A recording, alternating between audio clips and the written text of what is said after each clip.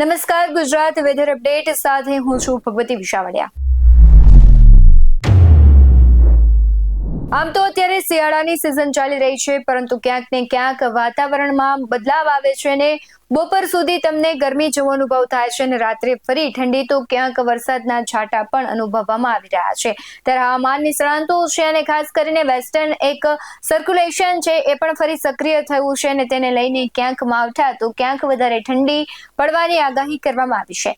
દેશ સહિત ગુજરાતના હવામાનમાં સતત પલટો આવી રહ્યો છે। એક પછી એક આવી રહેલા વેસ્ટર્ન ડિસ્ટર્બન્સની અસર ગુજરાતમાં પણ જોવા મળી રહી છે, જેના કારણે ગુજરાતમાંથી જાણે ઠંડી ગાયબ હોય તેવું લાગી રહ્યું હતું। વાતાવરણમાં આવેલા પલટાને કારણે રાત્રિના સમયે ઠંડી અને દિવસે ગરમીનો અનુભવ થઈ રહ્યો હતો। આ વચ્ચે ચોંકાવનારી આગાહી સામે આવી છે। બે વેસ્ટર્ન ડિસ્ટર્બન્સના કારણે વાતાવરણમાં ફરી મોટો પલટો આવવાની શક્યતા છે। ભારતીય હવામાન વિભાગની આગાહી અનુસાર જો વાત કરવામાં આવે તો ફેબ્રુઆરીના બીજા અઠવાડિયામાં ફરી કડકડતી ઠંડી પડી શકે છે। પશ્ચિમી વિક્ષોભ સમગ્ર ઉત્તર ભારતમાં ઠંડા પવનો લાવશે, જેના કારણે લઘુત્તમ તાપમાનમાં ભારે ઘટાડો થશે, જેની અસર ગુજરાતના હવામાનમાં પણ જોવા મળી શકે છે। ત્યારે ભારતીય હવામાન વિભાગે જણાવ્યું છે કે 3 વેસ્ટર્ન ડિસ્ટર્બન્સની અસરને કારણે હિમાલય ક્ષેત્રમાં હિમવર્ષા અને વરસાદની આગાહી છે। હાલમાં પહેલું વેસ્ટર્ન ડિસ્ટર્બન્સ એક્ટિવ થયું છે। આગામી 13 ફેબ્રુઆરીના રોજ એટલે કે આવતીકાલે બીજું વેસ્ટર્ન ડિસ્ટર્બન્સ છે એ 16 અને 17 ફેબ્રુઆરી દરમિયાન ત્રીજું વેસ્ટર્ન ડિસ્ટર્બન્સ આવી શકે છે।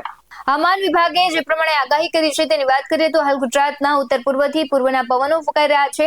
આ સાથે 14મી ફેબ્રુઆરી સુધીમાં તાપમાનમાં કોઈ બદલાવ થવાની ખૂબ મોટી કહેવાય છે કે શક્યતા નથી, પરંતુ જે કહેવાય છે કે વેસ્ટર્ન ડિસ્ટર્બન્સ છે તેને લઈને ક્યાંક ઠંડીનું જોર વધશે। ગુજરાતનું હવામાન શુષ્ક રહેશે, વરસાદની પણ કોઈ વધારે સંભાવના નથી, પરંતુ ઠંડી છે તેનો ચમકારો વધશે ને ઠંડીને કારણે ખેડૂતોનો ઉભો પાક છે તેને ક્યાંક અસર થઈ શકે છે।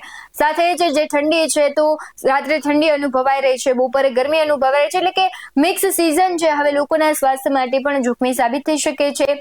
બીજી તરફ હવામાન નિષ્ણાંત અંબાલાલ પટેલે પણ ગુજરાતમાં ફરી માવઠાની આગાહી કરી છે। તેમણે કહ્યું છે કે દેશના ઉત્તરીય પર્વતીય વિસ્તારમાં 16 ફેબ્રુઆરી સુધીમાં મજબૂત વેસ્ટર્ન ડિસ્ટર્બન્સ આવવાની શક્યતા નથી, પરંતુ આ પહેલા દેશના ઉત્તરીય પર્વતીય વિસ્તારમાં 12 ફેબ્રુઆરી સુધીમાં એટલે કે આજ સુધીમાં હળવા વેસ્ટર્ન ડિસ્ટર્બન્સની આવવાની શક્યતા રહેશે, જેના કારણે ઉત્તરીય પર્વતીય વિસ્તાર છે ત્યાં બરફવર્ષા કે હિમવર્ષા થવાની સંભાવના રહેશે, જ્યારે ઉત્તર ભારતના કેટલાક ભાગોમાં હળવો વરસાદ પણ થઈ શકે છે। 14 ફેબ્રુઆરીની આસપાસ જે વેસ્ટર્ન ડિસ્ટર્બન્સ છે તે મધ્ય કક્ષાએ રહેશે, જેની અસર ગુજરાતના હવામાનમાં જોવા મળી શકે છે। ત્યારબાદ ફેબ્રુઆરીના અંતમાં વેસ્ટર્ન ડિસ્ટર્બન્સ આવી શકે છે। માર્ચની શરૂઆતની વાત કરીએ તો માર્ચની શરૂઆતમાં વેસ્ટર્ન ડિસ્ટર્બન્સની અસર રાજસ્થાનના ભાગોમાં જોવા મળી શકે છે અને આ વેસ્ટર્ન ડિસ્ટર્બન્સની અસરના કારણે રાજસ્થાન અને ગુજરાતના કેટલાક ભાગોમાં હવામાનમાં મોટો પલટો દેખાશે। સાથે જ હવામાન વિભાગે પણ એવી એક આગાહી કરી છે કે વાતાવરણમાં ફેરફારો છે તે જોવા મળશે। માવઠાની પ્રબળ શક્યતા નથી, પણ અમુક જગ્યાએ ક્યાંક વરસાદ પડી શકે છે।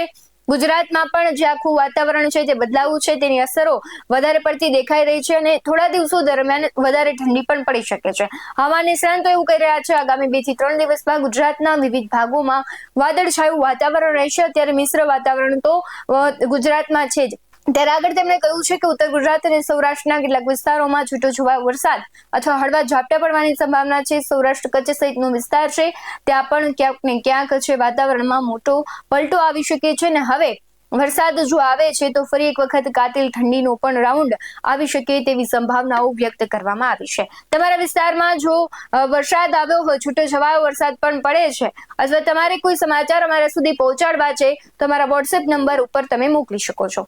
આવા જ વધુ અહેવાલો સાથે ફરી મળતા રહીશું। તમે અમારી યુટ્યુબ ચેનલને સબસ્ક્રાઇબ કરવાનું, અમને ફેસબુક અને ઇન્સ્ટાગ્રામ પર ફોલો કરવાનું ભૂલશો નહીં। બાકી અમને અપડેટ્સ મેળવવા માટે આપ જોતા રહો BS19 ન્યૂઝ। નમસ્કાર।